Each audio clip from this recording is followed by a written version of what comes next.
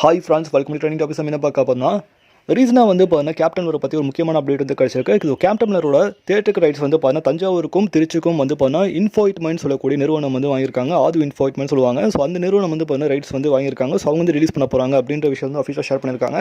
செங்கல்பட்டு கோயம்புத்தூருக்கு வந்து பார்த்தீங்கன்னா எம்எஸ்எம் மூவி ட்ரேடர்ஸ் வந்து பார்த்தீங்கன்னா டிஸ்ட்ரிபியூட் பண்ணுறாங்க தகவல் வந்து கிடச்சிருக்கு. அது தொடர்ந்து வந்து பார்த்தீங்கன்னா தமிழ்நாட்டில் வந்து 2023 எந்த படங்களோட டாப் லிஸ்ட் இருக்குது அப்படின்னு சொல்லிட்டு டாப் 10 லிஸ்ட் வந்து கொடுப்பாங்க இயர் எண்டில் வந்து. ஸோ இந்த மாதிரி பல தேட்டர்ஸில் வந்து பார்த்தீங்கன்னா அவங்க டாப் 10 லிஸ்ட் வந்து அறிவிச்சிட்டு இருந்தாங்க. ரோனி சினிமாஸ், வெற்றி சினிமாஸ், வெற்றிவேல் சொல்லக்கூடிய பல சினிமாஸ் வந்து. ஆனால் தொடர்ந்து கமலா சினிமாஸில் மட்டும் அறிவிச்சிருக்காங்க. அறிவிச்சிருக்காங்க பார்த்தீங்கன்னா கமலா சினிமாஸ் வந்து பார்த்தீங்கன்னா ரெக்கார்ட் பிரேக்கிங் புக்கிங் வந்து பார்த்தீங்கன்னா 3 திரைப்படத்துக்கு போயிட்டு இருக்கு அப்படின்ற மாதிரி சொல்லிட்டு இருக்காங்க.